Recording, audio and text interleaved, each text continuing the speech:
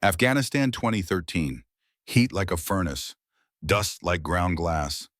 The firefight had been going on for 7 minutes when Petty Officer Reese Thorne realized they were all about to die.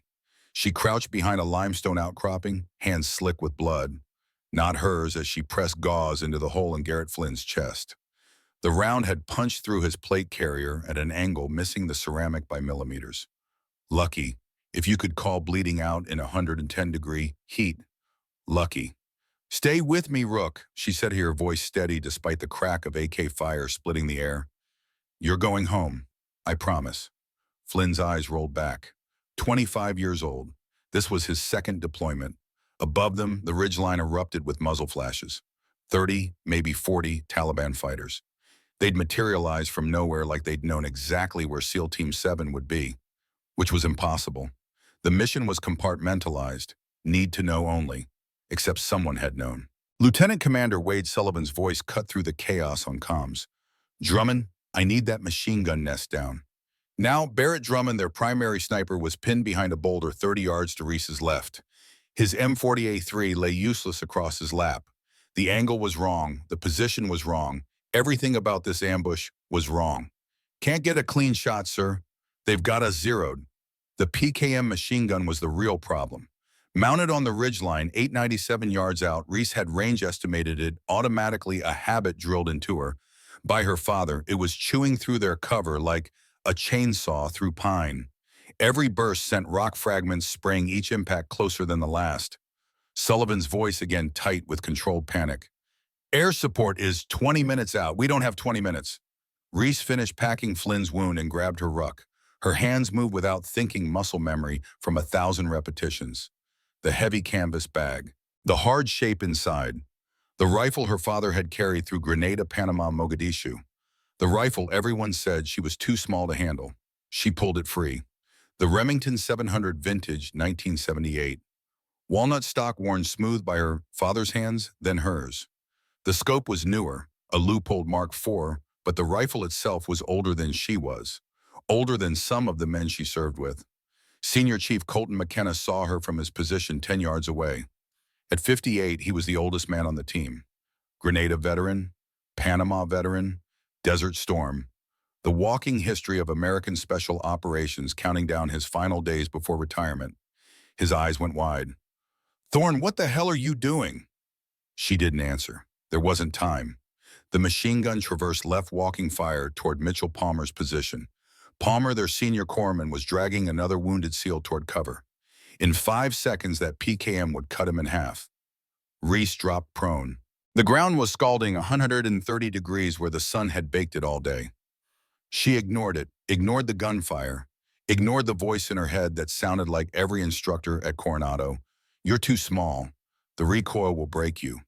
This isn't a game." She built her position in 3 seconds. Bipod down, rear bag adjusted, cheek weld perfect, eye to scope. The machine gunner was barely visible, just a silhouette behind the weapon. Crosswind, she could see it in the dust devils dancing across the ridgeline. Left to right, 11, maybe 12 miles per hour. Temperature was 104 degrees. Altitude approximately 600 to 800 feet. Angle 23 degrees downward. All of this processed in less time than it took her heart to beat twice. Her father's voice, a memory 15 years old. "The rifle doesn't know how big you are, Reese. It only knows if you respect it, if you master it. Size doesn't matter, accuracy does." She made the calculations without conscious thought. Bullet drop at this range, 214 inches. The .308 Winchester round would arc like a rainbow gravity, pulling it down. Down. Down. Wind drift 18 inches, pushing the round right to left. The downward angle meant she needed to aim 2 inches high. Gravity worked differently on a slope. Scope adjustment. 8 clicks up, 3 clicks right. Each click a quarter minute of angle, each one critical. The machine gun was firing again. Palmer was out of time. Reese found the space between heartbeats. That empty place her father had taught her to live in, where time stretched and the world went quiet and nothing existed except the target, the reticle, the trigger. She pressed.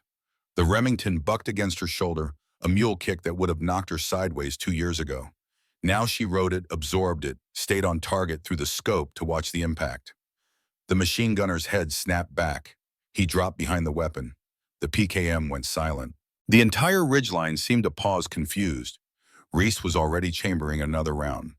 The bolt worked smooth as silk, the action her father had maintained with religious devotion that she'd maintained the same way after he died. She acquired the second target, a fighter rising from cover, AK-47 raised. 780 yards, the second shot. The fighter fell. Third target, 912 yards extreme, right flank trying to relocate. The wind had shifted slightly. She adjusted on the fly. Squeezed. Down. Fourth target, 795 yards. Center mass. The man was running. She led him by 2 body lengths, accounting for his speed and the bullet's flight time. The round caught him mid-stride. Fifth target, an RPG gunner, the tube already on his shoulder aimed at their position. 843 yards. The most important shot because if she missed that rocket would kill half her team. She didn't miss. The ridgeline erupted in confusion. Taliban fighters broke cover, scrambling, trying to understand where death was coming from. The ambush dissolved into chaos. Some ran. Some took ineffective pot shots at shadows. Some simply died. 2 minutes later, the F-16s arrived and finished the job. Reese stayed on the rifle for another 30 seconds, scanning for threats before she finally lifted her head. Her shoulder ached where the Remington stock had hammered it 5 times. Her hands were shaking adrenaline, not fear. The team was staring at her. Wade Sullivan stood slowly, his urban camouflage uniform gray with dust. His expression was unreadable. Barrett Drummond looked like someone had explained quantum physics in Farsi. Mitchell Palmer had frozen mid-drag, the wounded SEAL in his arms. Senior Chief McKenna pushed himself upright, his face weathered by 3 decades of war, scarred by shrapnel from Grenada, lined with the kind of experience you couldn't teach, split into a slow smile. "Gentlemen," he said, his voice carrying across the sudden quiet, "that's 5 for 5 at 800-plus yards, under fire, with a rifle older than most of you."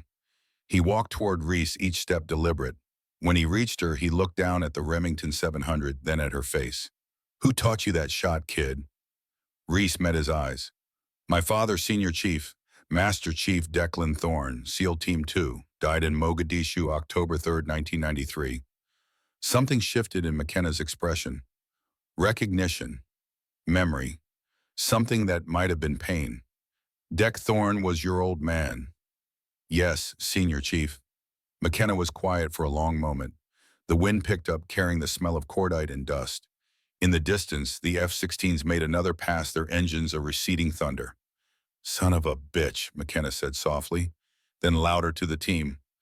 "Deck Thorne was the best sniper I ever worked with. Saved my life in Panama '89. Taught me half of what I know about long-range shooting." He looked back at Reese. "You've got his gift." Sullivan approached his tactical radio, crackling with traffic from headquarters. His face was still unreadable, but his voice was different, harder. "We need to move. Exfil is 10 minutes out, but first," he stopped in front of Reese. "Where the hell did you learn to shoot like that, petty officer?" "My father trained me, sir. Started when I was 7, every weekend at the range, every summer in the field. Sierras, Rockies, Mojave Desert." "Your father trained you to be a sniper." "My father trained me to survive, sir." Sullivan nodded slowly. Behind him, the team was prepping for extraction. Flynn was stable now, conscious enough to curse, which was a good sign. The MH-60 Blackhawk would be here soon. But something was wrong. Reese could feel it in the air, in the way McKenna's eyes kept scanning the ridgeline, in the tight set of Sullivan's jaw. "How did they know?" Sullivan said quietly. Not to her, to himself. "How the hell did they know exactly where we'd be?" McKenna's voice was flat. "Same way they knew in Mogadishu, Lieutenant. Somebody sold us out. 6 months earlier, Coronado, California. The Pacific Ocean was the color of steel under the pre-dawn sky when Reese Thorne ran her first mile on base. She ran alone. That was fine. She'd been alone since she was 6 years old. The beach was empty except for the sandpipers and the endless crash of waves.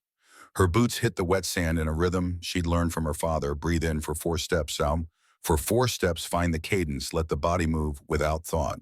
5'3", 108 pounds, 26 years old. Too small, they'd said at boot camp. Too small for combat medicine. Too small for SEAL support. She'd proved them wrong then. She'd prove them wrong here. The sun broke the horizon as she finished mile 6, turning the ocean gold. She stopped at the edge of the surf, the hands on her knees, breathing hard but controlled. The water soaked her boots. She didn't care. This was where her father had trained. SEAL Team 2 before they transferred him to Team 7 for his final deployment. He'd walked these beaches, run these miles, bled in sweat and prepared for war on this sand, and died 7,000 miles away in a Mogadishu street, betrayed by someone he'd trusted. Reese straightened, checked her watch. 05-227. She had 33 minutes to shower change and report to Team 7's compound for her first day. She ran back toward the base at a sprint. The Team 7 compound looked like every other building on Coronado, utilitarian, concrete minimal decoration designed for function over form. But there was a weight to it, a history. The men who'd passed through these doors had fought in every American conflict since the unit's creation. Grenada, Panama, the Gulf, Somalia, Afghanistan, Iraq. Now her. Reese stood outside the entrance at 05-48 uniform. Crisp boots polished the weight of her father's legacy on her shoulders like a 100-pound ruck. She walked inside at precisely 0600. The briefing room was already full. 8 men in desert camouflage uniforms seated around a conference table, scarred with coffee rings and 30 years of operational planning. They looked up when she entered. The silence was immediate and absolute. Lieutenant Commander Wade Sullivan sat at the head of the table. 41 years old, lean as a whip with the kind of face that never smiled and eyes that never stopped calculating. He gestured to an empty chair. Petty Officer Thorne, welcome to Team 7. You're replacing Doc Williams, who retired last month. Sit. She sat. Sullivan didn't waste time on pleasantries. Gentlemen, this is our new corpsman. She comes with high marks from her previous unit, combat deployments in Iraq, field medicine certifications, and apparently a famous father. A few heads turned, interested now. Her father was Master Chief Declan Thorne, SEAL Team 2, KIA in Mogadishu, 1990. Sullivan's voice was neutral, but there was weight behind the words. In the SEAL community, names carried power. Legacy was currency. Some of you may remember him. At the far end of the table, an older man, much older than the rest, leaned forward. He had gray hair cut military short, a face like carved oak, and eyes that had seen things most people couldn't imagine. Senior Chief Colton McKenna, 58 years old, 36 years of service, a walking legend. I remember Dec Thorne, McKenna said. His voice was gravel and smoke. Best sniper I ever worked with, and I've worked with the best. He looked at Reese. Your father saved my life in Panama, took out a PDF soldier at 900 yards who had me dead to rights. I wouldn't be here without him. Something in Reese's chest tightened. She kept her face neutral. He never mentioned it, Senior Chief. He wouldn't have. Dec wasn't the bragging type. McKenna's expression softened slightly. It's good to have a Thorne back in the teams. But not everyone agreed. Barrett Drummond, seated 2 chairs from McKenna, shook his head. He was 44, built like a linebacker with 20 years of operational experience etched into every line of his face. The team's primary sniper. The best shot in Team 7 until 5 minutes ago, unquestionably. With respect, Senior Chief, this is SEAL Team 7, not a diversity initiative. He looked at Reese. No offense, Petty Officer, but you're, 110 pounds? How are you going to drag a 220-pound operator out of the kill zone? How are you going to carry a full ruck on a 20-mile infill? The room went quiet again. Different this time. Waiting. Reese met Drummond's eyes.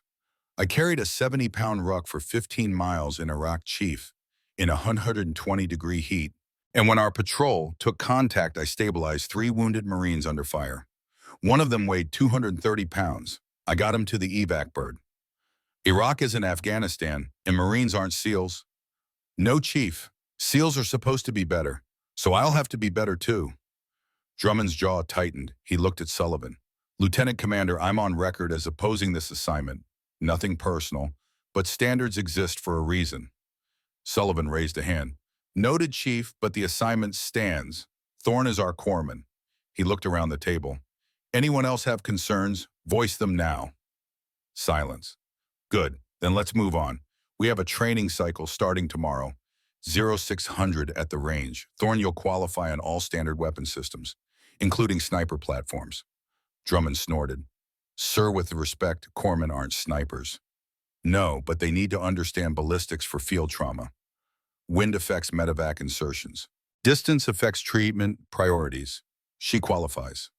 Sullivan's tone left no room for argument. Dismissed. Except you, Thorne. Stay behind. The team filed out. McKenna caught her eye as he passed, gave a small nod. Drummond didn't look at her at all. When they were alone, Sullivan stood and walked to the window overlooking the obstacle course. He didn't turn around. Your father and I never served together, he said, but I knew him by reputation. Everyone did. He was one of the best. A pause. He also died under suspicious circumstances. Reese's pulse quickened. Sir Hamam. Mogadishu, October 3rd, 1993. Black Hawk down. 17 hours of hell. Sullivan turned to face her. Your father was part of a SEAL element providing sniper overwatch for the Delta operators.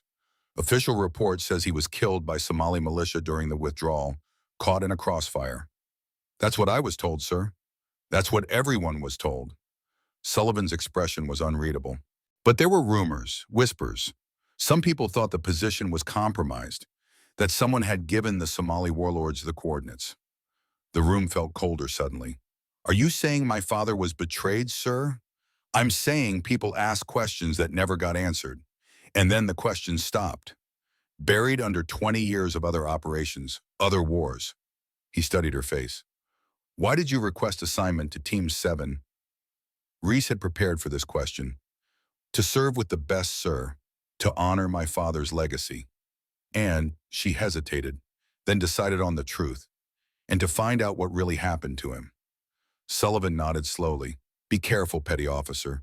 Some doors once opened can't be closed. And some secrets have killed people who got too close. Understood, sir. Dismissed.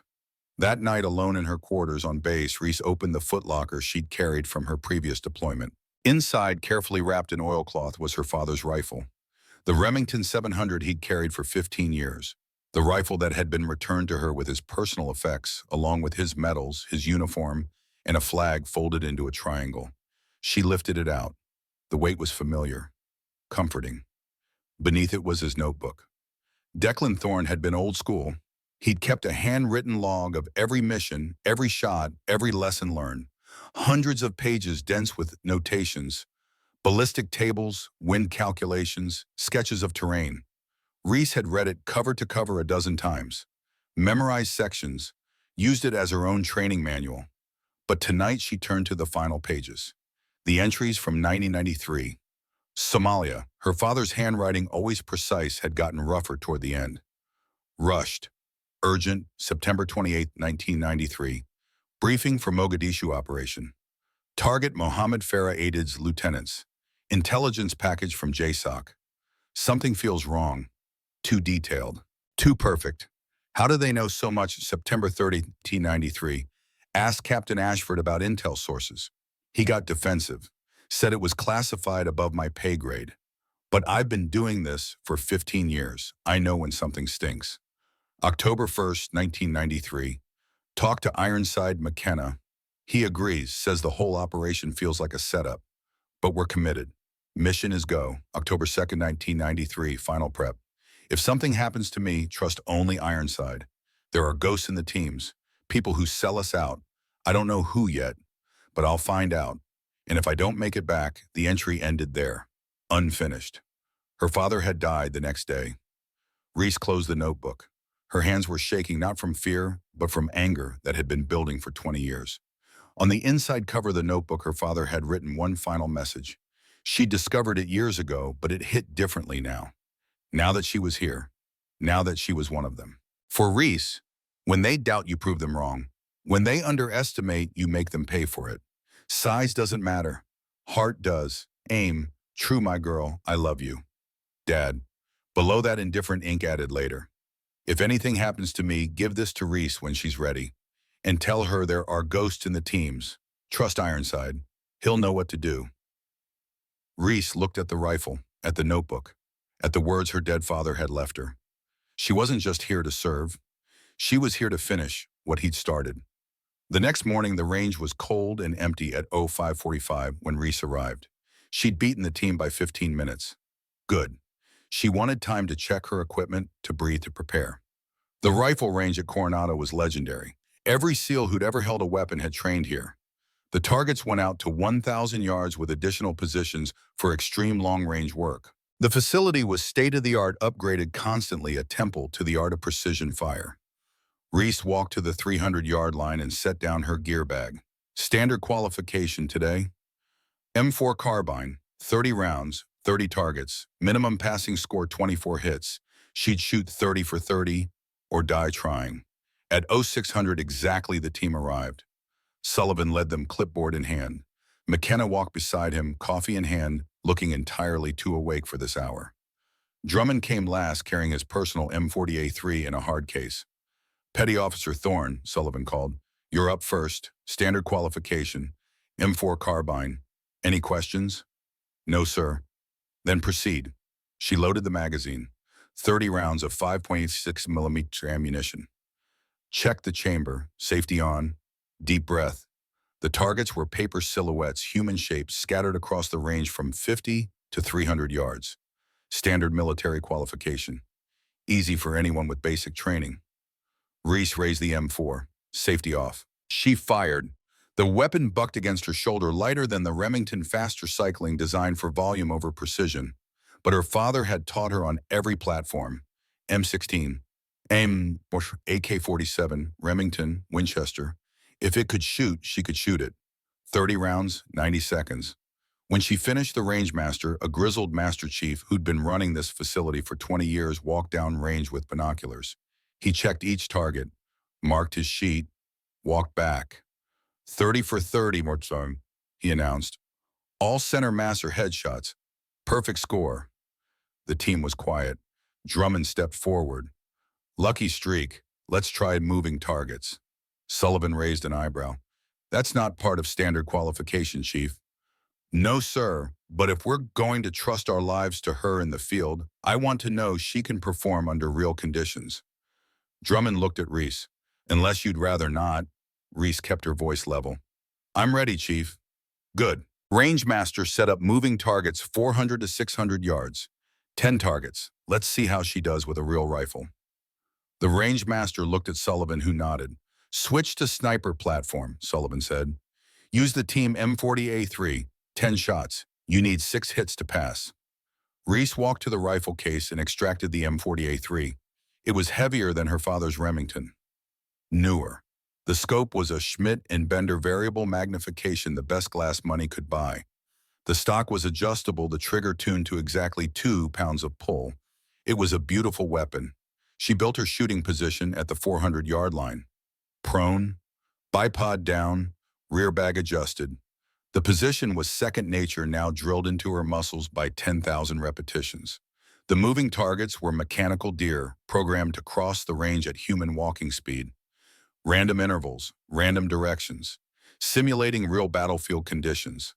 The wind was picking up, 8 miles per hour left to right. Temperature 64 degrees. Barometric pressure standard. First target appeared at 420 yards. Reese tracked it, led it by 2 feet to account for its movement and the bullet's flight time. Squeezed. The target dropped. Second target, 515 yards, moving right to left. Wind pushing the same direction, she had to account for both. Led by 3 feet. Hit. Third target, 180 yards, moving way. The angle changed at everything. She aimed low. Hit. One after another, 10 shots. She worked the bolt between each one, smooth and fast, ejecting brass chambering, fresh rounds staying on target. When she finished, the rangemaster went down range again. This time when he came back, he was smiling. 10 for 10, ye kill zone hits. He looked at Drummond. Chief, I've been running this range for 22 years. I've seen maybe 5 people shoot that clean on moving targets their first time, and 3 of them are standing right here. Drummond's face was stone, but something had shifted in his eyes. Not acceptance, not yet, but doubt. The first crack in his certainty. McKenna walked over to Reese. That was good shooting, petty officer, real good. He studied her face. Your father taught you more than medicine, didn't he? Yes, Senior Chief. He said every SEAL should know how to shoot. And if I was going to serve with SEALs, I needed to shoot better than most. Deck always did have high standards. McKenna glanced at the rifle. You prefer the Remington, though. I can tell. Reese hesitated, then nodded. It was his. I know it better. The balance, the trigger, every quirk. A shooter and their rifle, it's like a marriage. Takes time to know each other. McKenna smiled slightly. Bring it next time. I want to see what you can really do. That afternoon, Reese was in the team room organizing medical supplies when the door opened. She looked up. Barrett Drummond stood in the doorway, alone. For a moment, neither of them spoke. Then Drummond stepped inside and closed the door. I owe you an apology, he said. Reese straightened. Chief, this morning I was out of line. I let my prejudices cloud my judgment. He met her eyes. Your shooting was exceptional. Best I've seen from someone your size. Hell, best I've seen from most people, period. Thank you, Chief. But Drummond's expression hardened slightly. Shooting paper targets and shooting people are different. When the bullets are coming back, when your brothers are bleeding, when everything is chaos and noise and fear, that's when we find out what someone's really made of. I understand, Chief. Do you come? He stepped closer. Your father was one of the best. Everyone says so. But he died. And men like him don't die easy. So either he made a mistake or someone made it for him. Either way, being good isn't enough. You have to be lucky too. Reese held his gaze. My father wasn't lucky, Chief. He was betrayed. And I'm going to prove it. Plus, something flickered across Drummond's face. Surprise, maybe respect. Be careful with that, he said quietly. Digging into old operations. Old secrets. People don't like it when you turn over rocks. You never know what crawls out. Is that a threat, Chief? That's friendly advice, Petty Officer, from someone who's been doing this a long time. He turned to leave, then paused. For what it's worth, I hope you find what you're looking for. Your father was a good man. He deserved better. The door closed behind him. Reese stood alone in the quiet team room, her father's words echoing in her mind. There are ghosts in the teams. She was starting to believe him. 72 hours later, the mission came down. The briefing room was packed.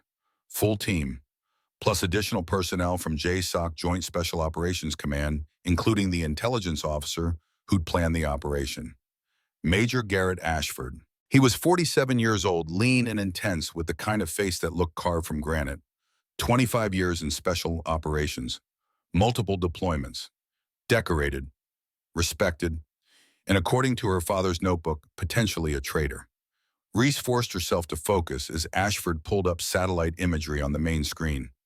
Gentlemen and lady, your target is Khalid Nazari, Taliban commander, high-value target, responsible for 17 attacks on coalition forces in the past 6 months, including the IED strike that killed 4 Marines last week.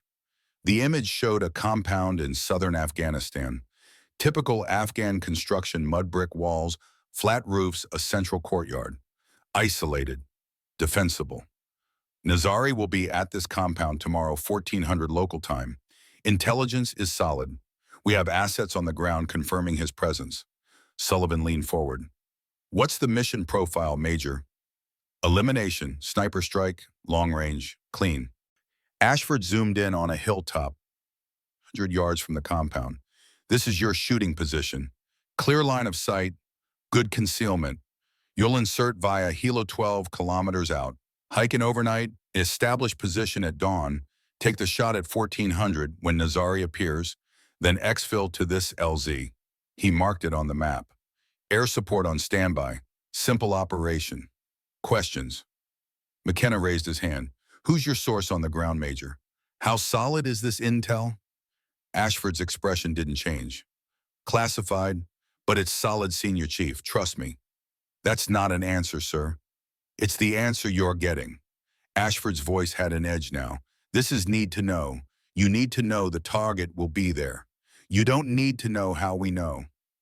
The room was quiet, uncomfortable. Sullivan broke the silence.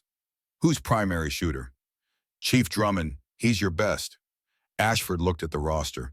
Spotter will be Petty Officer Thorne. Everyone turned to look at her. Reese kept her voice steady.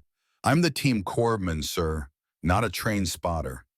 But you can shoot. I saw the range reports. Impressive. Ashford smiled. It didn't reach his eyes.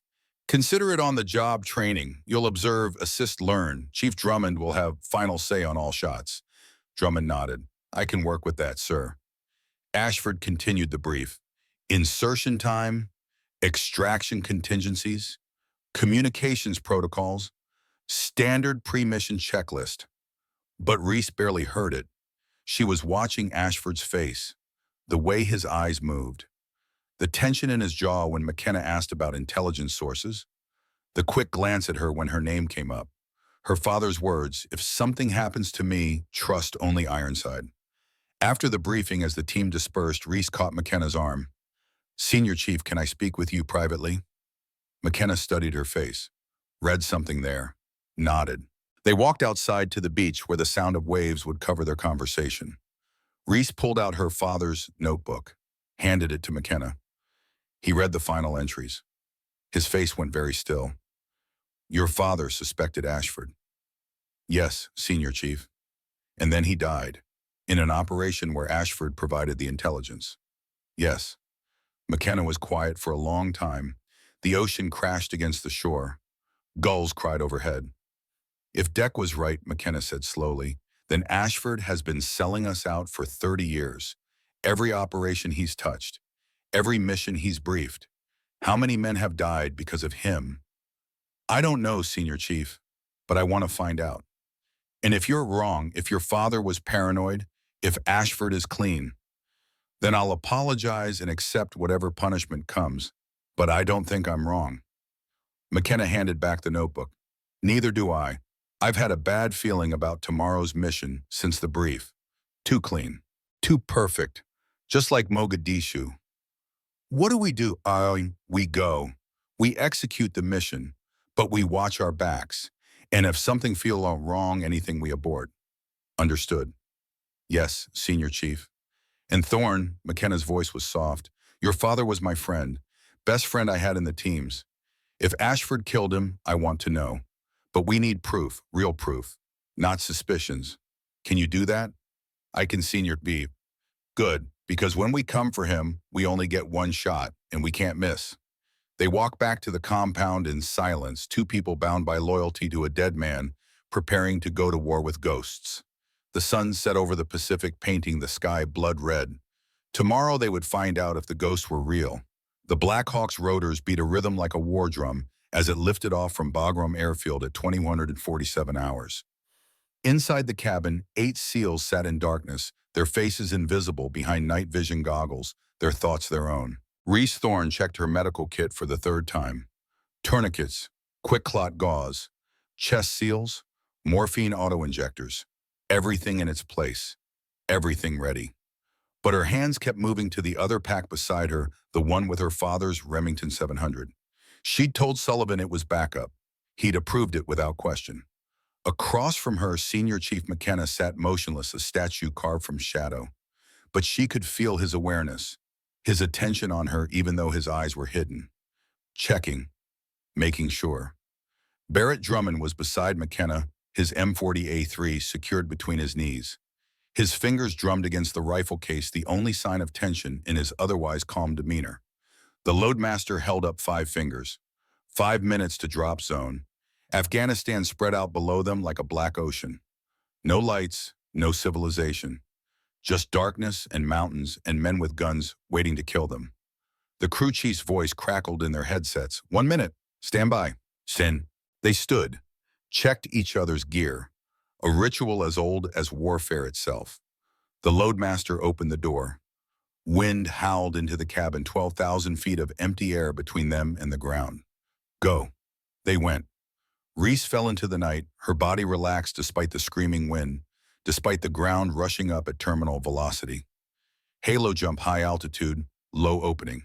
They would fall to 2,500 feet before pulling their chutes. Maximum stealth, minimum radar signature. At 2,600 feet, she pulled. The chute deployed with a crack that she felt in her spine. The world went from chaos to silence in an instant. Now she was floating, steering, watching the 7 other chutes spread out across the darkness. The landing zone was a flat stretch of desert 12 kilometers from the target. They touched down within 30 seconds of each other, textbook perfect. Chutes buried within 5 minutes. Formation established. Radio check. And then they started walking. 12 kilometers. Through terrain that wanted to kill them. Rocky hills, deep wadis, temperature dropping to 50 degrees as the desert gave up its heat. Each step calculated, each sound considered, silent as ghosts. Reese carried 70 pounds, her body weight plus 40%. The ruck dug into her shoulders, turned her hips into grinding joints of pain after the first hour. She ignored it, put one foot in front of the other, breathed, moved. McKenna walked beside her for most of the journey, not helping, not hovering, just there. At hour 4, during a brief halt, he leaned close enough to whisper, "How you holding up?" "Fine, Senior Chief." "Your father did this same infill in 91. Desert storm, 20 kilometers through worse terrain. He never complained either." "Is that supposed to make me feel better?" "It's supposed to remind you that you're a thorn, and thorns don't quit." They reached the observation post at 05:20, 40 minutes before dawn. The hilltop was exactly as the satellite imagery showed, rocky, elevated with clear line of sight to the compound, more than 0.87 yards away. Drummond established the primary shooting position. Reese helped him build the hide, a low pile of rocks and native vegetation that would conceal them from observation while allowing a clear field of fire. The work was precise, methodical, no room for error. Sullivan positioned the security element in a loose perimeter. Mitchell Palmer set up the casualty collection point. Garrett Flynn, still nursing cracked ribs from the previous deployment, took up a position covering their 6 o'clock. McKenna supervised it all with the quiet authority of a man who'd done this 100 times. By 0600 they were set, hidden, waiting. The sun rose over Afghanistan like Judgment Day, turning the desert gold, then white, then brutal. By 800 it was 90 degrees. By 1000 it was 105. By noon it would hit 110 or more. Reese lay beside Drummond in the hide, her body pressed flat against rock that burned even through her uniform. She sipped water carefully, conserved, watched. The compound came to life slowly. Men emerged to pray, to smoke, to stand guard. She counted 15 visible fighters, probably more inside. At 13:30, Drummond keyed his radio. "Overwatch to command, 30 minutes to target window." No sign of Nazari yet. Sullivan's voice came back, "Copy Overwatch. Stand by." Reese glassed the compound through her spotting scope. Something felt wrong. She couldn't articulate it. Just a feeling, an itch between her shoulder blades. "Chief," she said quietly, "you notice the guard pattern?" Drummond didn't take his eye from his rifle scope. "What about it?" "They're not random. They're coordinated. Overlapping fields of fire. This isn't militia. This is trained security." Drummond was silent for a moment. Then, "You're right. Professional setup. Military training." He keyed his radio. "Overwatch to actual. Security posture at target is more sophisticated than expected. Recommend caution." Sullivan noted. "Continue mission." At 13:55, a vehicle approached the compound. A Toyota Hilux, dust trailing behind it like a comet tail. It stopped at the gate. 3 men got out. One of them matched the photograph of Khalid Nazari. "Target confirmed," Drummond said. "I have eyes on primary." Reese tracked Nazari through her scope as he walked into the compound. Disappeared into the main building. The clock ticked down. 1400 was when he was supposed to appear on the roof. When he'd be exposed. When Drummond would take the shot. The minutes crawled. At 13:58, men appeared on the roof, setting up chairs, a table. Nazari emerged. He sat, lit a cigarette, 1087 yards away, center mass visible, perfect target. Drummond settled behind his rifle. Range confirmed, wind 2 clicks left, temp compensation set, ready for final authorization. Sullivan's voice, "You have green light, take the shot when ready." Drummond's breathing slowed. Reese watched him enter that zone she knew so well. The place where nothing existed except the target and the trigger. His finger tightened, and then Reese saw it. A flash of movement on the ridgeline behind them, 800 yards back. Just a glimpse, but enough. Contact rear, she hissed. We've got... The world exploded. Automatic weapons fire ripping through their position from three sides. Not random spray, precise coordinated fire from prepared positions. PKM machine guns, AK-47s, RPGs. They had walked into an ambush, Sullivan's voice sharp with controlled panic. All elements, we are compromised, return fire and prepare to withdraw. Drummond rolled away from his rifle, grabbed his M4, started engaging targets. Reese did the same. The rocky hide that had concealed them now trapped them. Rounds sparked off stone. Ricochets screamed overhead. Garrett Flynn's voice on the radio strained. I'm hit, I'm hit. Reese didn't think, just moved. Low crawled through the hell of gunfire to where Flynn had gone down 30 yards away. Found him clutching his chest, blood spreading across his plate carrier. The round had caught him at an angle, punched through the gap between ceramic plates. Not immediately fatal, but bad. She dragged him behind cover, ripped open his uniform. The entry wound was small. The exit wound was bigger. Through and through, lung punctuation likely. She had maybe 5 minutes before he drowned in his own blood. Chest seal, pressure. Her hands worked automatically while bullets cracked past her head. Stay with me, Rook, she said. You're going home. The firefight intensified. She could hear the team's weapons, the controlled bursts of M4s, the deeper boom of Drummond's M40A3 now being used for close defense. But the enemy had numbers, and they'd had preparation. This wasn't a random Taliban patrol. This was planned. Someone had told them exactly where Team 7 would be. McKenna's voice cut through the chaos. Sullivan, we need to break contact now. We're sitting ducks. Working on it. Senior Chief Air Support is 12 minutes out. We don't have 12 minutes. A PKM machine gun opened up from the ridge line, the same position Reese had spotted. It was chewing through their cover like a chainsaw. Every burst walked closer to Mitchell Palmer's position. Palmer was exposed, treating another wounded SEAL couldn't move. In 5 seconds, that gun would kill him. Reese looked at the ridge line. 847 yards. The machine gunner was barely visible behind his weapon. Moving slightly, wind was picking up. She could see it in the dust devils. Left to right, maybe 11 miles per hour. Her father's rifle was in her pack. 3 feet away. She could reach it, but she wasn't qualified. She wasn't authorized. This wasn't her job.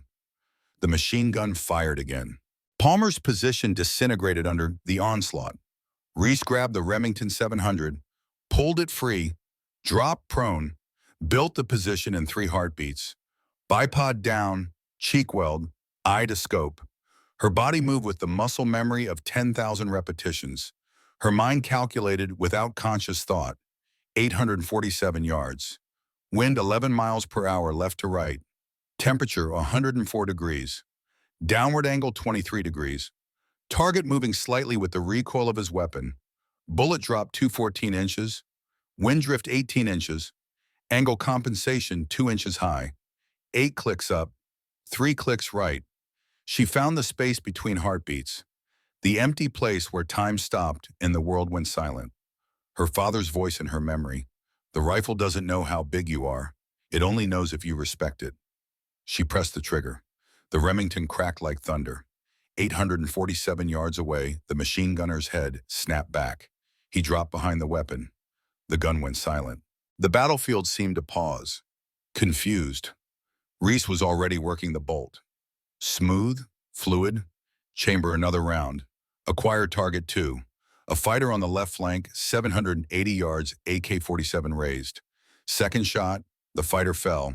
Third target, extreme right, 912 yards. Wind shifting, she adjusted, fired, down. Fourth target, center, running, 795 yards. Lead him. Account for his speed and the bullet's flight time. 2 body lengths ahead, the round caught him mid-stride. Fifth target, RPG gunner. The tube already on his shoulder, aimed at their position, 843 yards. If she missed, half the team died. She didn't miss. The RPG gunner collapsed. The rocket fired wild, impacted harmlessly in the dirt 50 yards short.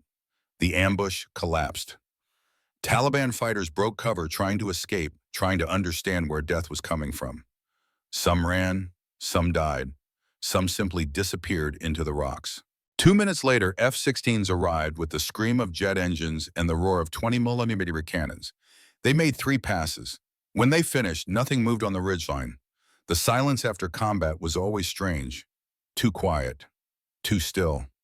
Like the world was holding its breath. Reese stayed on the rifle for another 30 seconds, scanning for threats before she lifted her head. Her shoulder ached where the Remington had hammered it 5 times. Her hands were shaking from adrenaline. The team was staring at her.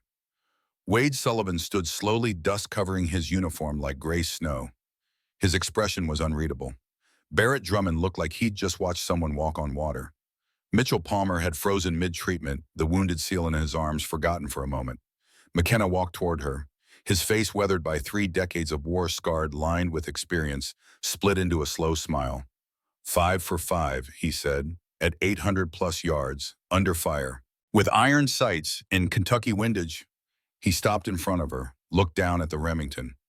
Your father would be proud, kid. Reese's hands were still shaking. She forced them steady. We need to move, Senior Chief. They know where we are now. Smart, McKenna keyed his radio. All elements prepare for emergency exfil. We're blown. Get to the primary LZ double time. Sullivan approached. His face was still unreadable, but his voice was different, harder. Where the hell did you learn to shoot like that, petty officer? My father, sir. He trained me for situations exactly like this. Your father trained you to be a sniper. My father trained me to survive, sir, and to protect my brothers. Sullivan nodded slowly, looked at the ridgeline where 5 bodies lay cooling in the Afghan sun. Good work. Now pack it up. We're leaving. They moved fast, grabbed their gear, their wounded, their dead weight of equipment. Flynn was stable enough to walk with help. The other wounded SEAL, P.O. Davis, had taken shrapnel, but was mobile. The LZ was 8 kilometers away.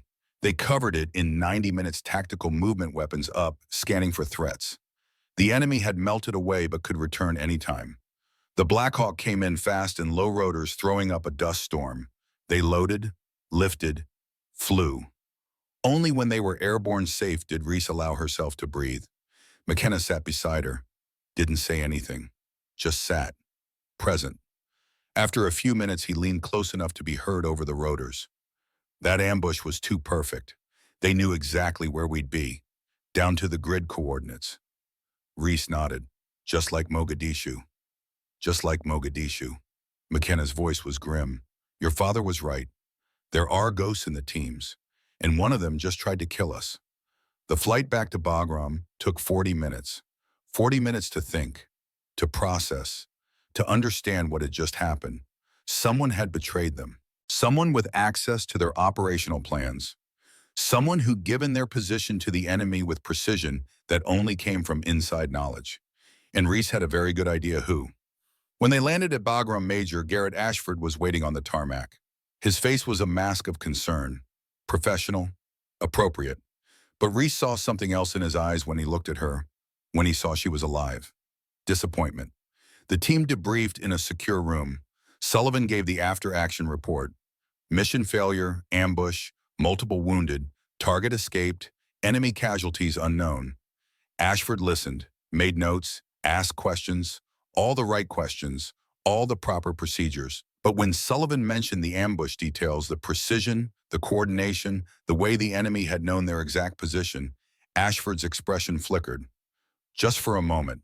Worry, calculation. Then smooth professionalism again. This is concerning, Ashford said. We'll launch an investigation. Find out how our operational security was compromised. McKenna spoke up. With respect, Major, this is the 3rd mission in 6 months that's been compromised. Same pattern every time. Enemy knows exactly where we'll be. Are you suggesting something, Senior Chief? I'm suggesting someone's selling our positions. And whoever it is has access to JSOC planning. The room went cold. Ashford's face hardened. That's a serious accusation. It's a serious problem, sir. I'll look into it. In the meantime, get your wounded to medical. Get some rest. Debrief will continue tomorrow. The meeting ended. The team dispersed. But McKenna caught Reese's arm as they left. Not a word, damn that word, he said quietly. Not yet. We have suspicions. We don't have proof. How do we get proof? Carefully, Your father tried to investigate Ashford in 93, got himself killed. We're not making that mistake. They walked outside into the brutal Afghan sun. The base was busy, helicopters, landing trucks, moving soldiers going about the business of war. Everything normal, everything routine, except nothing was normal anymore. That night, unable to sleep, Reese sat in her quarters reviewing everything she knew. Her father's notebook, the mission briefs, the pattern of compromised operations. A knock on her door. She opened it. McKenna stood there with Barrett Drummond beside him. "We need to talk," McKenna said. "Somewhere private." They walked to the far edge of the base where the perimeter touched the open desert, where conversations couldn't be overheard. Drummond spoke first. "I pulled the mission files for every operation Ashford has briefed in the past 18 months. 6 missions, all compromised, 14 KIA total." His voice was tight with controlled anger. "That's not coincidence. That's pattern." "It's still not proof," McKenna said. "Pattern suggests, evidence proves, we need evidence." Reese pulled out her father's notebook, showed them the final entries, the suspicions, the questions. "My father suspected Ashford in 1993, right before he died." Drummond read the entries. His face went pale. "Mogadishu, the intel for that operation came from Ashford. He was a captain then. And now he's a major," McKenna said. 30 years. How many men has he killed? How much blood is on his hands?" They were quiet. The desert wind blew cold. Above them, stars wheeled in a sky so clear it hurt to look at. "So what do we do?" Reese asked. McKenna's voice was hard. "We investigate, quietly, carefully, and when we have proof, real ironclad, undeniable proof, we take him down." "How?" "I have contacts, people I've worked it with over the years, CIA, NSA, people who owe me favors." McKenna looked at both of them. "But this is dangerous.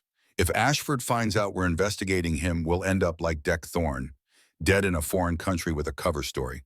"I'm in," Reese said immediately. Drummond was quiet for a moment. "Then Thorne, I've been doing this for 20 years. I've seen men die. Good men, brothers. If Ashford has been selling us out all this time..." His jaw clenched. "I'm in. Whatever it takes." McKenna nodded. "Then we move carefully.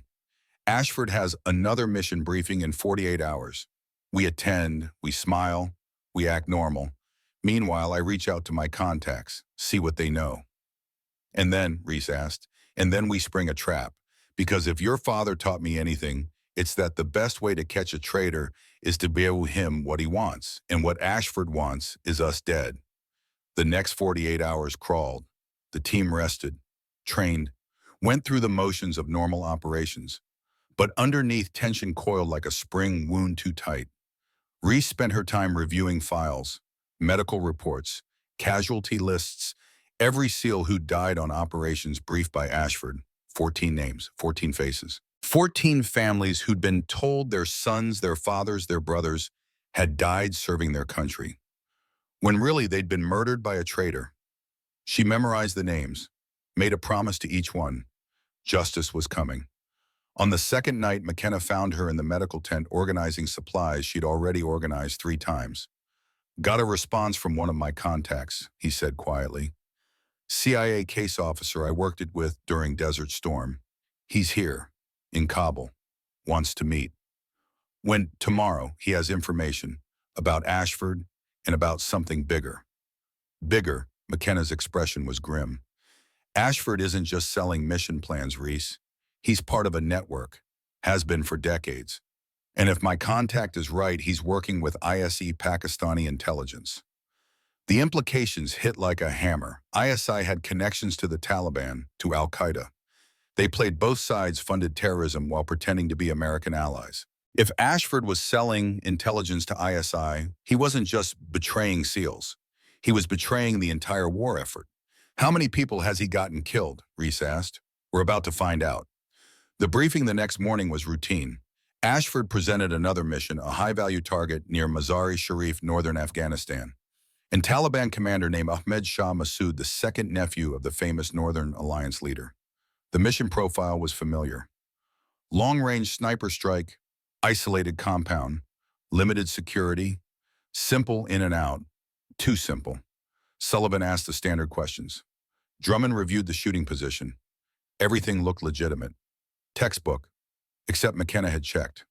Through his contacts, through back channels, Ahmed Shah Massoud II had died 3 weeks ago. Car bomb in Kabul, confirmed by multiple sources. Ashford was sending them to kill a ghost. Or worse, sending them to kill someone else entirely. After the briefing, the team gathered in their ready room. Sullivan closed the door, locked it. "Talk to me, Senior Chief," he said. "What's really going on?" McKenna laid it out. The pattern of compromised missions. The connection to 1993 and Declan Thorne's death. The fact that Massoud was already dead. The evidence pointing to Ashford as a long-term intelligence leak. Sullivan listened without interruption. When McKenna finished, the lieutenant commander was quiet for a long moment. "You're telling me we have a traitor in JSOC, who's been active for 30 years, who's gotten dozens of our people killed, and who's currently trying to send us on a mission that's either a setup or an assassination of the wrong target?" "Yes, sir." "And your evidence is what exactly? A Dead Seal suspicions from 1993, a pattern that could be coincidence. The word of unnamed CIA contacts." "Sir, I know how it sounds." "It sounds insane, Senior Chief." Sullivan's voice was hard. "It sounds like conspiracy theory, like paranoia." "Then explain the ambush 2 days ago," Drummond said. "Explain how they knew our exact position." "Could be a dozen things. Compromised local assets, satellite surveillance, plain bad luck." "Could be," McKenna agreed. "But I've been doing this for 36 years, Lieutenant. I know the difference between bad luck and betrayal. And I'm telling you, Ashford is dirty." Sullivan paced, thinking, calculating. "Finally, what do you want to do?" "Split the mission. Half the team goes to Mazar-e-Sharif, creates the appearance of following orders. Other half stays here, investigates Ashford, gathers evidence." "That's a court-martial if you're wrong." "It's death if I'm right." Sullivan looked at each of them, Reese, McKenna, Drummond, the faces of people he'd led into combat, people he'd bled with. "If we do this," he said slowly, "we do it by the book. Evidence only. No cowboy shit. And if we're wrong, I take the fall, not you. Understood?" "Understood, sir." "Then here's the play. Drummond, you take Alpha Element to Mazar-e-Sharif. 4 men. Execute the mission as briefed, but do reconnaissance only. No shots fired without my direct authorization. If the target is who Ashford says, we need confirmation. If it's not, we need evidence." Drummond nodded. "Yes, sir." "McKenna Thorne, you're with me. Bravo Element stays in Kabul. We investigate Ashford, quietly, carefully, and we document everything." "What about the rest of the team?" Reese asked. "Palmer and Flynn stay at Bagram. Medical downtime. They're our reserve if things go sideways." McKenna smiled grimly. "Things are already sideways, Lieutenant." "Then let's make sure we're the ones left standing when it's over." They prepped separately. Alpha Element, Drummond, Flynn Davis, and P.O. Morgan loaded onto a Black Hawk that afternoon, bound for Mazar-e-Sharif, 4 hours north. They'd be on target by midnight. Bravo Element, Sullivan, McKenna, Reese stayed in Kabul. Civilian clothes, unmarked vehicle, surveillance equipment that McKenna had acquired through channels that probably violated half a dozen regulations. Their target, Major Garrett Ashford. They picked him up at 1800 hours, leaving JSOC headquarters. Followed him through Kabul traffic, insane, chaotic, every intersection, a near-death experience. Ashford drove carefully, checked his mirrors. Professional tradecraft. He went to a cafe in the diplomatic district. Upscale, Western style, out of place in a city still scarred by decades of war. McKenna had a camera with a telephoto lens. Started shooting. Ashford sat at an outdoor table, ordered tea, waited. 20 minutes later, another man arrived. Middle-aged, Afghan features, well-dressed. He sat across from Ashford. They talked. Low voices, too far away to hear. McKenna kept shooting. Reese run facial recognition on that guy. Reese had brought her a laptop connected to military intelligence databases through a satellite link. She captured screen grabs from McKenna's camera, fed them into the system. 2 minutes later, the system pinged. "Rashid Karimi," she read. "Former ISI agent, Pakistani intelligence. Suspected of running networks in Afghanistan. Known Taliban connections. Currently on watch list but not wanted. He's supposedly retired. Retired. Sullivan's voice was flat. Right. They watched, photographed, documented. Ashford and Karimi talked for 30 minutes. Then Ashford pulled out a data drive. Small, thumb-sized, handed it across the table. Karimi pocketed it, handed back an envelope. The exchange took 5 seconds. Professional, practiced. Got it, McKenna said, still shooting. Clear exchange of materials. That's enough for an investigation. It's not enough for conviction, Sullivan said. We need to know what was on that drive. I know someone who can help with that, McKenna said. But you're not going to like it. Try me. Nikolai Volkov, former KGB, now CIA asset, runs an intelligence brokerage here in Kabul. If anyone can intercept Karimi's networks and pull that data, it's him. Sullivan stared. You want to involve the Russians? I want to involve someone who's very good at stealing secrets. Volkov's KGB days are long behind him. These days he works for whoever pays. And he owes me. I saved his life in '91 during the Soviet collapse. He was being hunted by his own people. I got him out. And you trust him. I trust that he honors his debts, and I trust that he hates traitors, even American ones. Sullivan was quiet. Then make the call. Volkov agreed to meet at a warehouse near the Kabul River. Neutral ground, private, the kind of place where illegal things happened and no one asked questions. They arrived at 2200 hours. The warehouse was dark except for a single light in the back. Volkov waited there, a bottle of vodka on the table in front of him. He was 71 years old, looked 60, moved like a man 20 years younger. Silver hair, cold eyes, the face of someone who'd survived the fall of an empire. Ironside, he said when he saw McKenna. His English was perfect, barely accented. You bring me interesting problems. This one's personal, Nikolai. The best ones always are. Volkov poured 3 glasses of vodka, slid them across. Tell me, McKenna explained. Ashford, the pattern of betrayed operations, the connection to Declan Thorne's death in 1993, the meeting with Karimi, the data drive. Volkov listened without interruption. When McKenna finished, he nodded slowly. Ashford, yes, I know this name. He took a drink. He approached me, 1991, after Berlin Wall fell. Wanted to sell NATO secrets. I refused. Why? Because he was amateur, greedy, unstable, the kind of person who gets caught and takes everyone down with him. Volkov smiled without humor. I prefer professionals, and I prefer to stay alive. But someone else took him up on the offer, Sullivan said.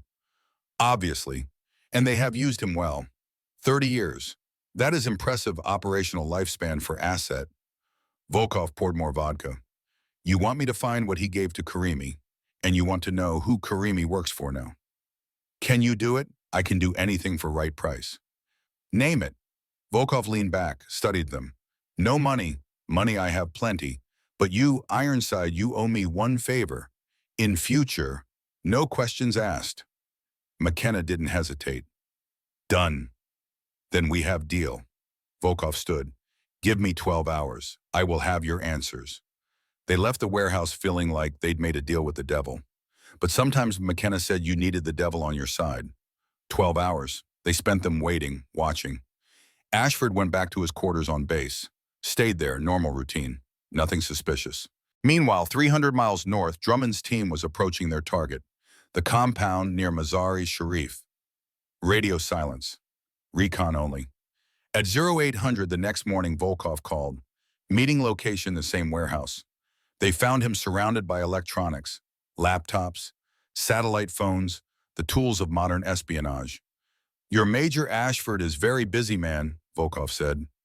The data drive contained complete SEAL operational plans, 6 months of missions, routes, positions, names of operators, everything needed to kill many people. Sullivan's face went white. 6 months. 6 months. Worth perhaps $2 million American dollars on black market, maybe more.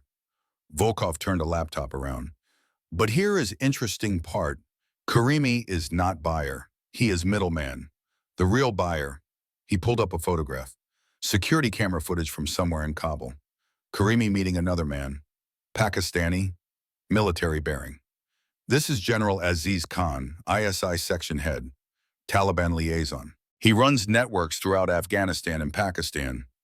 Very dangerous man. Volkov lit a cigarette. Your Major Ashford is not selling to criminals. He is selling to enemy intelligence service. That is treason by any definition. Can you get us that data? McKenna asked. The actual files from the drive. Already done. Volkov handed over a thumb drive. Full copy, with metadata showing when it was created by whom from what computer. All evidence you need. Sullivan took the drive like it might explode. Why are you helping us? Because traitors offend me. I was KGB. Yes, I did terrible things for my country, but I never sold my own people for money. Ideology, yes. Money, no. That is prostitution, not espionage. Volkov stubbed out his cigarette. And because Ironside asked, we may have been enemies once, but we are old men now. Old men should stand together against whores like Ashford. They thanked him, left, drove back through Kabul in silence. They had the evidence. Clear, undeniable. Enough to arrest Ashford, enough to end this. But Sullivan's phone rang before they reached the base. He answered, listened. His face went from pale to gray. Understood. We're inbound. He hung up, looked at McKenna and Reese. Alpha team just made contact. The compound near Mazar-e Sharif, not Taliban. It's a CIA safe house.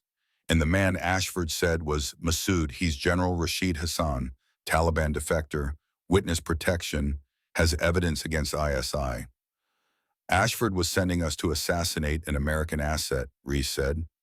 Worse, Hassan just went dark. His CIA handlers are dead. The safe house is under attack by ISI-backed fighters, 40-plus hostiles, and our people are in the middle of it. McKenna's voice was ice.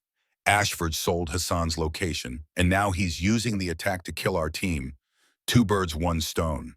Sullivan was already on the radio calling for support for backup for anything, but Mazar-e Sharif was 6 hours away by helicopter. The team had minutes, maybe less.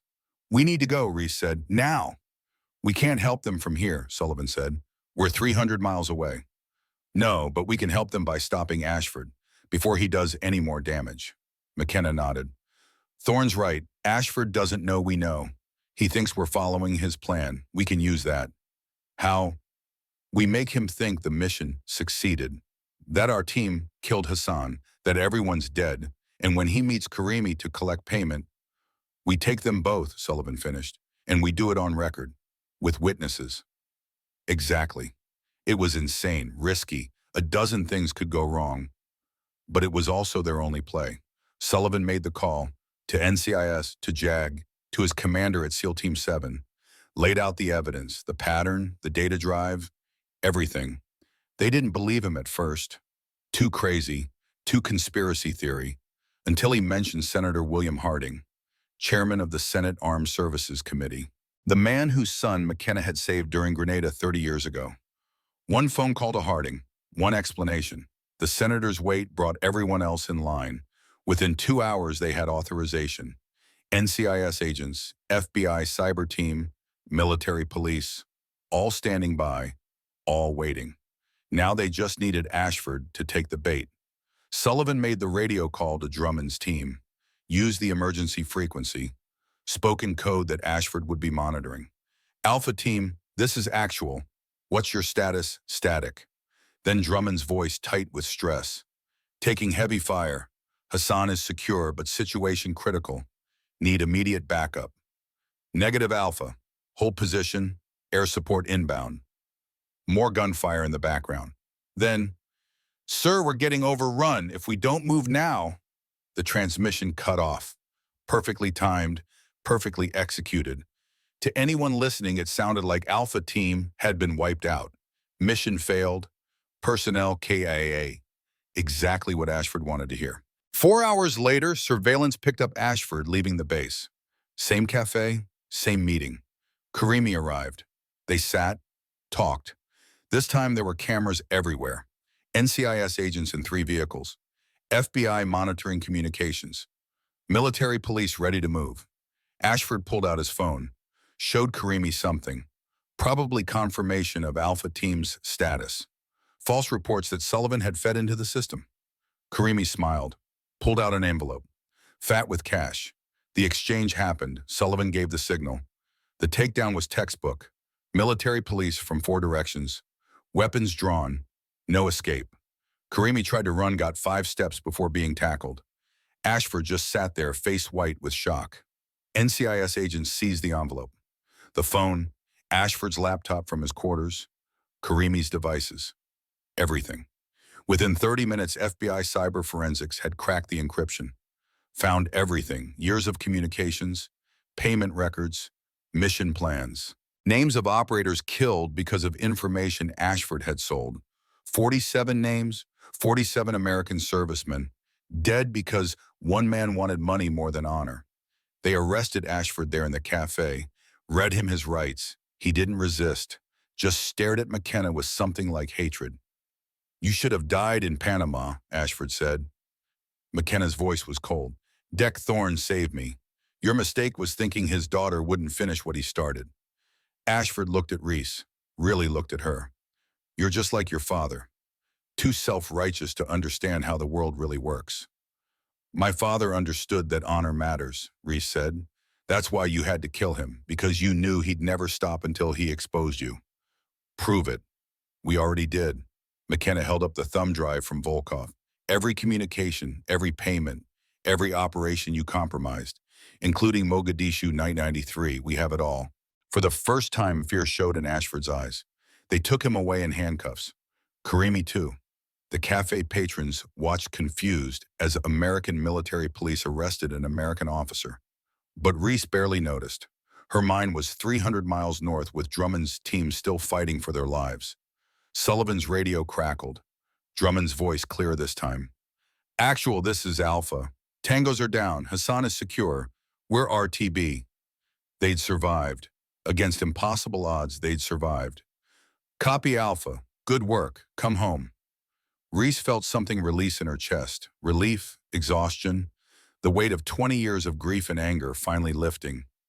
McKenna put a hand on her shoulder. "Your father would be proud." "We're not done yet, Senior Chief. Trial, testimony, making sure he pays for every single person he killed." "No, we're not done, but we won." McKenna smiled, genuine this time.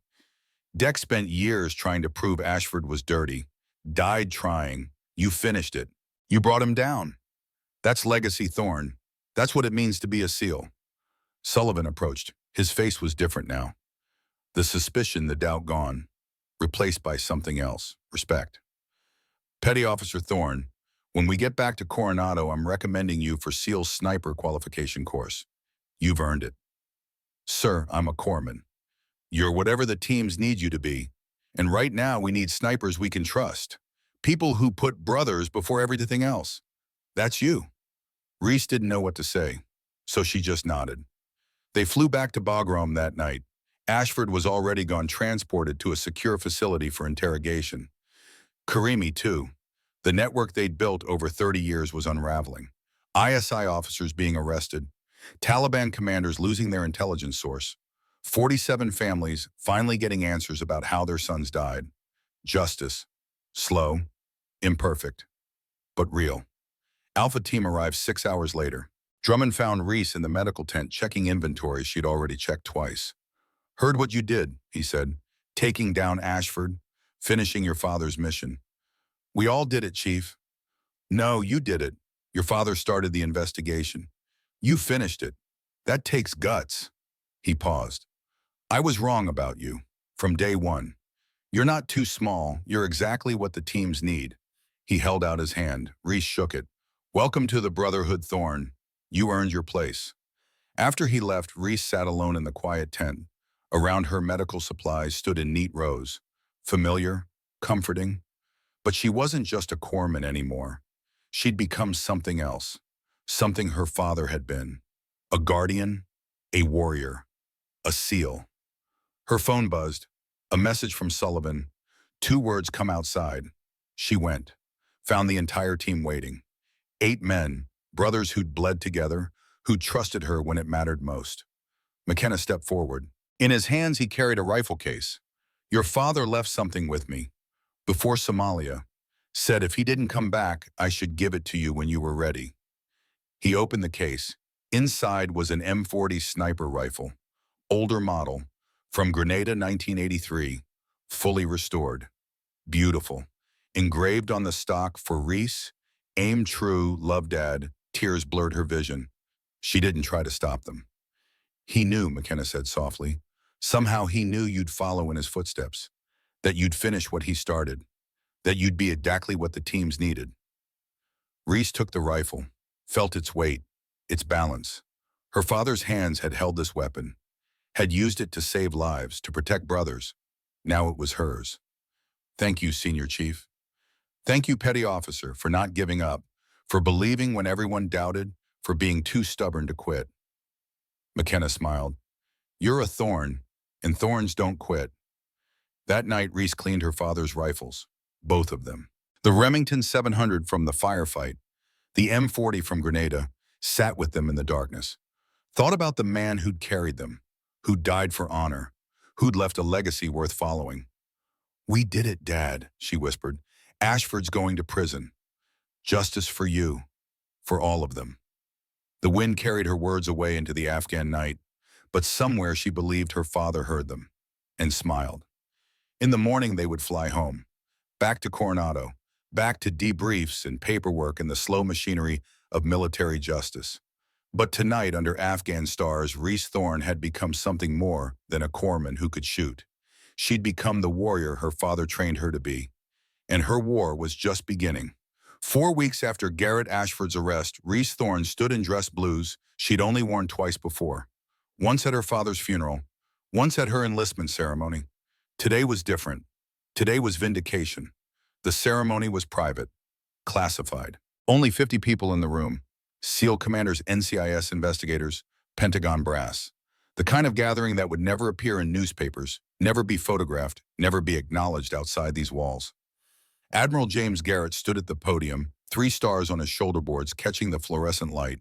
He was 62, gray-haired, with the weathered face of someone who'd spent decades sending young men to war. Master Chief Declan Thorne gave his life on October 3, 1993, in Mogadishu, Somalia, Admiral Garrett said. His voice carried the weight of command and something else. Regret. For 20 years we believed he died in combat. A hero's death. An honorable death. The room was silent except for the hum of air conditioning. We were wrong. Chief Thorne didn't die fighting Somali militia. He died because someone in our chain of command, someone he trusted, betrayed him, sold his position to the enemy, murdered him as surely as if they'd pulled the trigger themselves. Reese stood at attention in the front row, Senior Chief McKenna beside her. Her hands were steady, but her chest was tight. Yesterday, Major Garrett Ashford pleaded guilty to 47 counts of espionage, treason, and conspiracy to commit murder. He will spend the rest of his life in Fort Leavenworth. His network has been dismantled. His co-conspirators arrested. Justice, though delayed, has been served. Admiral Garrett looked directly at Reese. That justice came because one woman, Petty Officer Reese Thorne, refused to accept the lies, refused to let her father's sacrifice be forgotten, risked her life and career to expose a traitor who'd operated for 30 years. He picked up a blue box from the table beside him, opened it. Master Chief Declan Thorne is hereby posthumously awarded the Navy Cross for extraordinary heroism, for discovering treason within our ranks, for attempting to protect his brothers at the cost of his own life, for exemplifying the highest traditions of the United States Naval Service. The medal gleamed, Silver Cross, blue ribbon, the second highest decoration for valor after the Medal of Honor. Petty Officer Thorne, please step forward. Reese walked to the podium. Every eye in the room tracked her movement. 5'3", 108 pounds, too small, they'd said. She'd proved them all wrong. Admiral Garrett handed her the medal box. Your father was a hero, Petty Officer. We failed him, but you honored him. The Navy is grateful. I'm grateful. Thank you, sir. Her voice didn't shake. Wouldn't shake. Not here. Not now. There's one more thing. Admiral Garrett gestured to another officer who brought forward a second case. For your actions in Afghanistan, for exposing a 30-year intelligence leak, for exceptional marksmanship under fire that saved the lives of 7 teammates. You are hereby awarded the Navy and Marine Corps Medal. This medal was different. Bronze, for non-combat heroism. Technically, what she'd done, the investigation, the evidence gathering, wasn't combat, even though it had been more dangerous than any firefight. Additionally, you are approved for SEAL Sniper Qualification course beginning next month at Camp Pendleton. Upon completion, you will be the first female SEAL qualified sniper in United States Navy history. The room erupted in applause. 50 hardened warriors, men who'd seen things that would break normal humans, standing and clapping for a woman who'd proven that size didn't matter. Heart did. McKenna was clapping hardest. His eyes were wet, but he wasn't ashamed. Old warriors earned the right to cry at victory. After the ceremony, people shook her hand, offered congratulations, shared stories about her father missions. She'd never heard of moments of heroism that had gone unrecorded. Each story was a piece of the man she'd barely known, filling in gaps 20 years of grief had left empty. Lieutenant Commander Sullivan approached. Thorne got a minute. They stepped outside into the Virginia humidity. Fort Bragg in July was like breathing through a wet blanket. I wanted to apologize, Sullivan said. I doubted you, doubted McKenna, almost got us all killed because I was too concerned with following procedure. You did follow procedure, sir, eventually, when the evidence was there. Eventually, Sullivan's jaw tightened. A better officer would have trusted his people sooner, would have seen the pattern. I was so worried about my career, about not making waves, that I nearly let a traitor keep operating. You made the right call when it mattered, sir. That's what counts. Sullivan nodded slowly. Not just of catching Ashford, of how you did it, the right way, with evidence and patience and discipline. That's what separates us from the enemy. We follow rules even when it's hard. My father taught me that, sir. He taught you well. Sullivan held out his hand. When you finish sniper school, and you will finish top of your class, I'd bet money on it, you've got a spot on Team 7, if you want it. Reese shook his hand. I want it, sir. Inside, the reception continued, but Reese found herself drawn away from the crowd down a hallway to a quieter room where the noise faded to a murmur. McKenna found her there 10 minutes later. Hiding, he asked. Thinking. About everything. Dad, Ashford, the last 20 years. She looked at the medals in her hands. I thought catching his killer would make it better, make the pain less. But it doesn't. He's still gone. McKenna sat beside her. No, it doesn't make it better. Nothing does. But it gives meaning to his death. Your father died protecting the teams. Now everyone knows it. That matters. Does it? It did to him. Deck Thorne believed in something bigger than himself, bigger than any one person. He believed the teams were worth dying for, and he was right. McKenna's voice was soft. Now you get to carry that forward. Every mission you go on, every person you save, every time you prove the doubters wrong. That's his legacy, through you. Reese was quiet for a long moment. Then, what was he like, Senior Chief, really like? I was so young when he died. I remember pieces, but not the whole picture. McKenna smiled, a real smile warm with memory. Deck was stubborn as hell. Once he got an idea in his head, you couldn't shake it loose with explosives. Drove his commanders crazy. But in the field, you wanted him on your 6. Smartest shooter I ever met. Could read wind like witchcraft. And loyal. God, was he loyal, would have walked through fire for his brothers. He did walk through fire, and it killed him. Yeah, it did. But he knew the risks, accepted them. That's what makes someone a warrior, Reese. Not size, not strength. The willingness to stand between your brothers and death even when you're scared. Even when you know you might not come back. Your father had that, and so do you. How do you know? Because you went after Ashford, knowing he had already killed your father for doing it exactly that. You went anyway. That's courage. That's legacy. They sat in comfortable silence. Outside, the ceremony was winding down. People were leaving, returning to their normal lives and normal wars.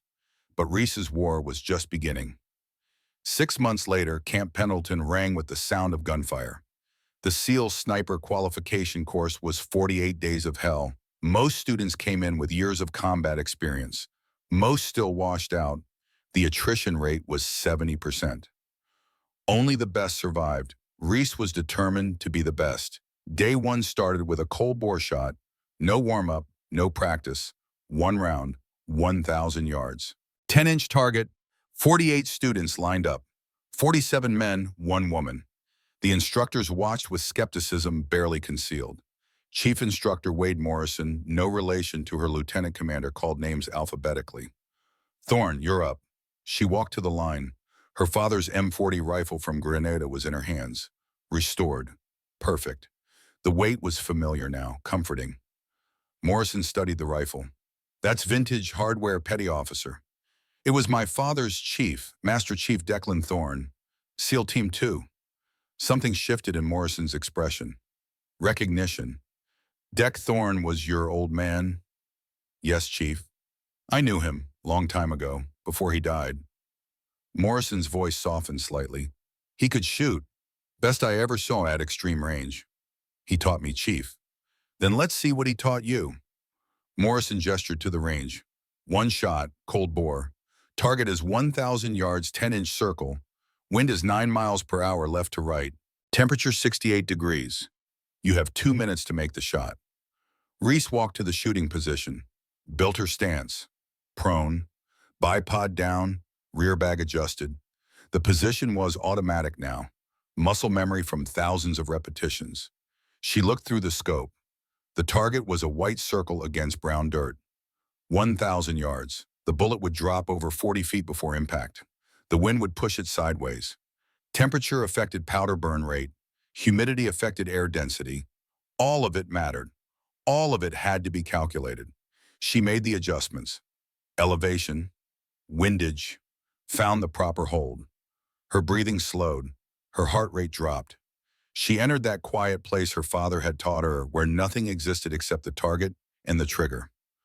The world went silent. She pressed. The rifle cracked. The round left at 2,700 feet per second. Took 1.3 seconds to reach the target. Morrison glanced through his spotting scope. Impact, dead center, 10 ring. He lowered the scope. He looked at her with new eyes. Thorne, that's the best cold bore shot I've seen in 5 years of running this course. Thank you, Chief. Don't thank me yet. That was day one. You've got 47 more days to prove you can do it when you're exhausted, hungry, and everything hurts. That's when we find out who really belongs here. He wasn't wrong. The course was designed to break people. Long days in the California sun, overnight exercises, sleep deprivation, mental stress, physical exhaustion, all while maintaining perfect shooting standards. Students dropped out, one by one. Couldn't handle the pace, couldn't handle the pressure. By week 248 had become 32. By week 432 had become 21. Reese kept going. She wasn't the biggest, wasn't the strongest. Some days she finished the physical training, dead last, every muscle screaming, barely making the time standards. But she never missed a shot. 1 200 yards, center mass. 1 in 500 yards in crosswind headshot. Moving targets at 800 yards, 10 for 10. The other students started to notice, started to respect. Men who dismissed her on day one now asked for advice on wind reading, on trigger control, on the mental game that separated good shooters from great ones. Barrett Drummond visited during week 6. He walked the range with Morrison, watching the students work. When he saw Reese, he smiled. She's incredible, Morrison told him. Best natural shooter I've ever trained, and I've trained hundreds. I know, I served with her in Afghanistan, watched her take out 5 targets at 800 plus yards under fire. Saved our entire team. Drummond's voice held pride. She's going to graduate top of the class. I'd stake my career on it. You might be right. She's leading in every category. Marksmanship, stalking, range estimation, even physical fitness. She's not winning the PT competitions, but she's passing everything. That's all that matters. On week 7, they did the final test. A scenario exercise. 12 hours in the field. Stalk to within 600 yards of an observation point. Take a shot without being detected. Then escape without getting caught. The observers were former SEAL snipers. They knew every trick, every technique. They had thermal imaging, motion sensors, eyes that could spot a mouse moving at 1,000 yards. Students had been trying to beat them for 20 years. Most failed. Reese began her stalk at Euro 400. Darkness, cold. She moved 6 inches at a time, used every bit of cover, every shadow, every depression in the ground. The ghillie suit her father had taught her to build natural vegetation, local colors, nothing artificial made her invisible. 6 hours later, she was in position, 587 yards from the observation point. The target was a silhouette barely visible through morning haze. She built her shooting position behind a fallen log. Took her time. No rush. The observers hadn't spotted her. She was sure of it. Range, wind, temperature, angle, all calculated. She fired. The target fell. She waited, watching. The observers were sweeping the area with binoculars trying to find the shooter's position. They looked right past her. 3 times. Finally, one of them keyed his radio. "We've got impact on target, but no shooter location." Whoever made that shot is either invisible or already gone. Reese started her exfil, moved even slower now. The observers knew someone was out there. They were hunting. It took 4 hours to get back to the safe line. 4 hours of agonizing movement. When she finally crossed it, she stood up, brushed off the ghillie suit. Morrison was waiting there with a stopwatch and a clipboard. "Thorne, report. Mission complete, Chief. Target eliminated. No detection." Morrison checked his notes, checked the radio traffic from the observers. His face was carefully neutral. "The observers never saw you.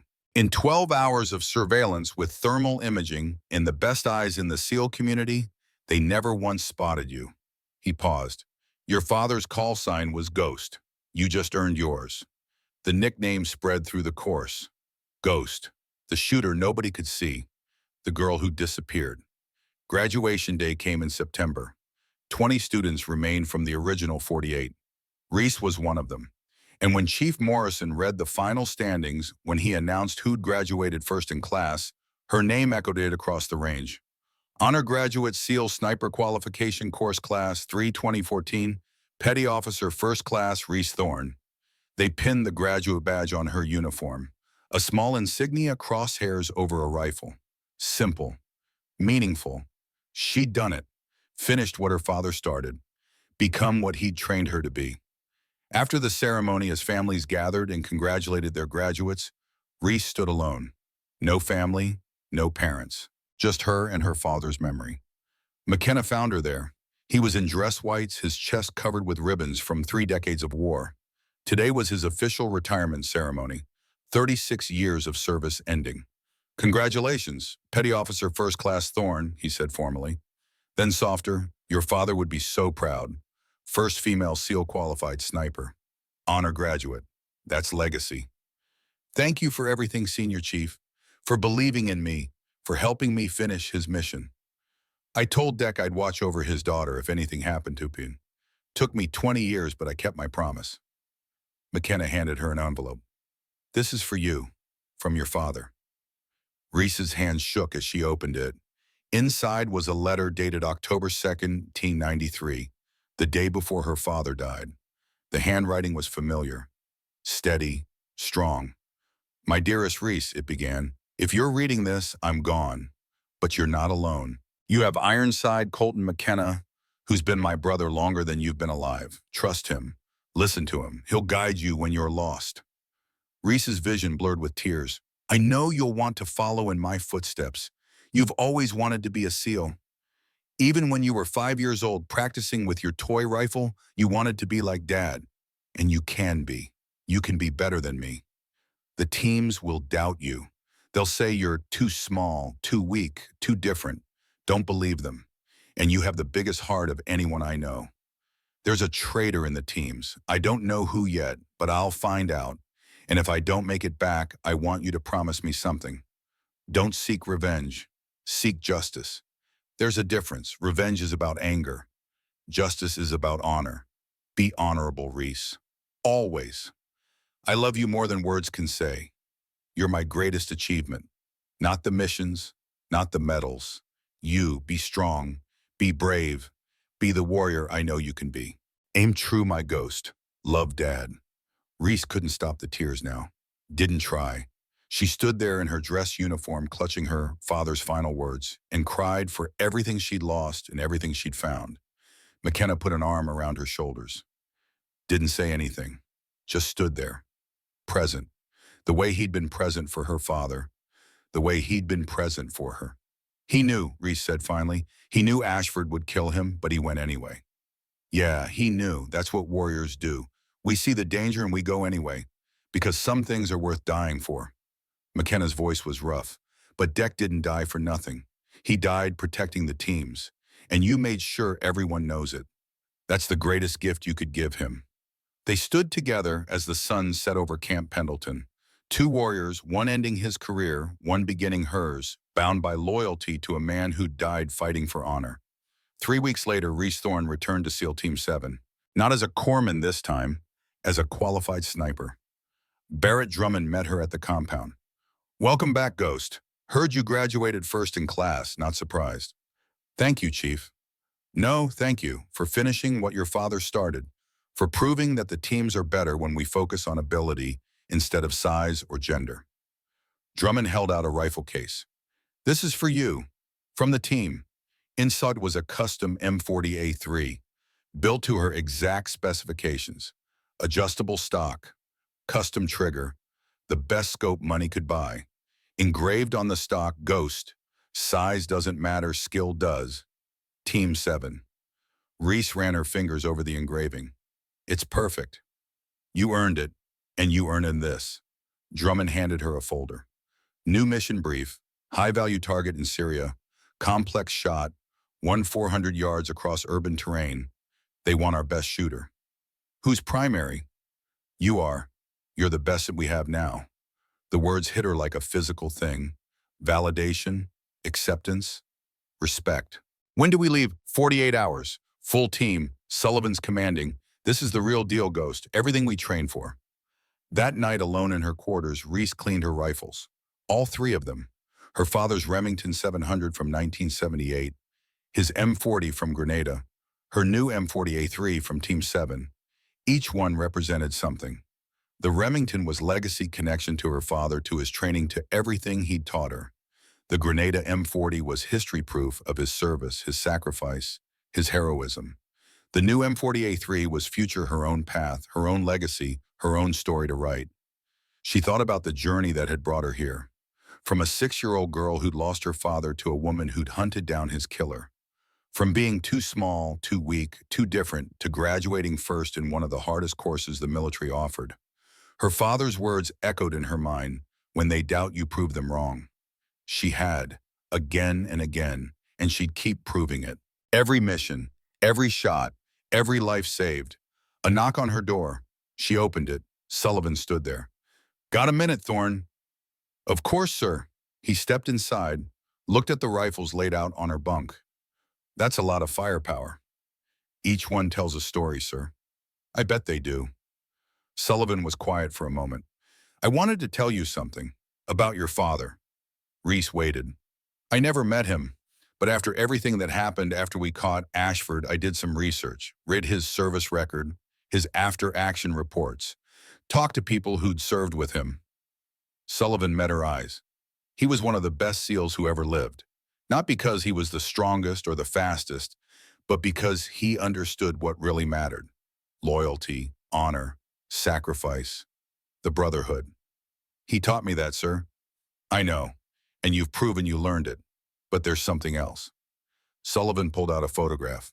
"This is from 1989, Panama. Your father and McKenna just after Operation Just Cause." The photo showed two young SEALs in combat gear, arms around each other's shoulders, smiling despite the exhaustion in their eyes. Her father looked so young, so alive. "McKenna kept this on his desk for 25 years, even after your father died, even when no one else remembered. Because that's what brothers do, they remember." Sullivan handed her the photo. "Now it's yours. Remember where you came from, remember what he stood for, and when you're out there taking impossible shots, saving lives, making the teams proud, remember that you're not alone. You're carrying his legacy, and we're all behind you." Reese took the photograph with shaking hands. "Thank you, sir. Thank you, Petty Officer, for reminding us what the teams should be, what they can be.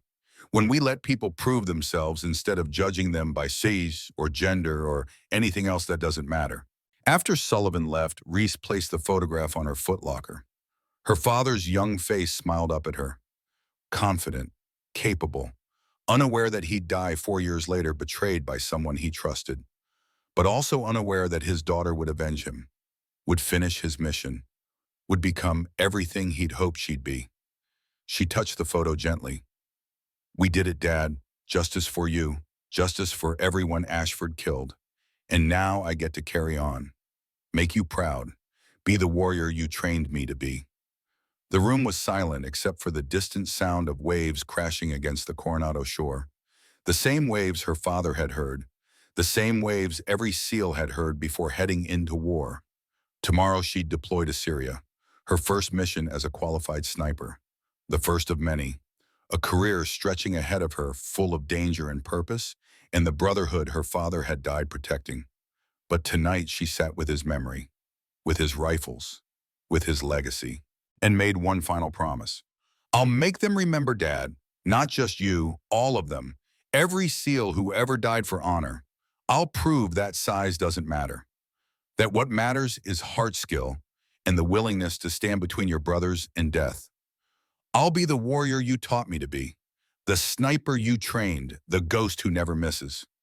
They'll doubt me, they always will, but I'll prove them wrong every single time. That's my promise to you. That's your legacy through me. Aim true, Dad, always." She stood, squared her shoulders, looked at herself in the mirror. 5'3", 108 pounds. Too small, they'd said. But she wasn't too small. She was exactly right. A warrior, a SEAL, a ghost. And ghosts she'd learned were far more dangerous than anyone expected. The next morning, Team 7 gathered for mission brief. 8 operators, each one a lethal instrument, each one a brother. Sullivan stood at the front. "Gentlemen and lady, this is what we've trained for. High-risk target in hostile territory. Complex shot, urban environment. Everything that can go wrong probably will." He pulled up imagery on the screen. "Primary shooter for this operation is Petty Officer Thorne. Chief Drummond will spot. The rest of us provide security and support." No one objected. No one questioned. They'd seen what she could do. They trusted her. Because trust wasn't about size. It was about proven ability under fire. "We insert at 0200 tomorrow. Questions?" Reese raised her hand. "Sir, what's our fallback if the primary shot isn't clean?" "Then you get creative. That's why you're primary, because you don't miss. And when everything's on the line, when lives depend on one shot, I want the best shooter we have behind that rifle. That's you, Ghost." The nickname had stuck. Ghost, the shooter nobody saw coming. The girl who disappeared, she'd earned it, through blood and sweat and impossible shots, through finishing her father's mission, through proving again and again that she belonged. After the brief, the team prepared. Weapons checked, gear staged, mental preparation for the violence that was coming. Drummond found her in the armory. "You ready for this?"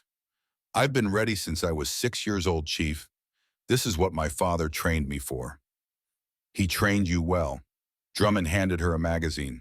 5 rounds, 5 perfect rounds that I loaded myself. When you're 400 yards out, when the wind's swirling, when everything's chaos, these are the rounds that'll save lives. Reese took the magazine, felt its weight. "I won't miss, Chief." "I know, that's why you're primary." He smiled. "Your father would lose his mind if he could see you now. First female SEAL sniper, leading the mission, making history." "I'm not trying to make history. I'm just trying to do the job." That's what makes you great, Ghost. You're not doing this for glory. You're doing it for the brothers beside you. That's what your father did. That's legacy. 24 hours later, in the darkness over Syria, the Blackhawks rotors beat that familiar rhythm. 8 SEALs, 1 mission, everything on the line. Reese sat with her father's Remington 700 between her knees. She'd chosen it over the newer rifles, over the custom M40A3, because this mission felt important, special, and she wanted her father there with her. McKenna had retired, but before he left, he'd said one final thing to her. "Your father's watching, Ghost. Every mission, every shot, make him proud." She would. She'd make them all proud. The crew chief held up 5 fingers. 5 minutes to insertion. Reese checked her rifle one last time, chambered around. set the safety, breathed. This was it, the real beginning. Not of her career that had started long ago, but of her legacy, the story she'd write across the next 20 years. A story of impossible shots, of brothers saved, of enemies eliminated, of honor upheld. A story that began with a father who taught his daughter to shoot, who died protecting the teams, who'd left behind a legacy worth carrying, and a daughter who'd proven she was worthy of it.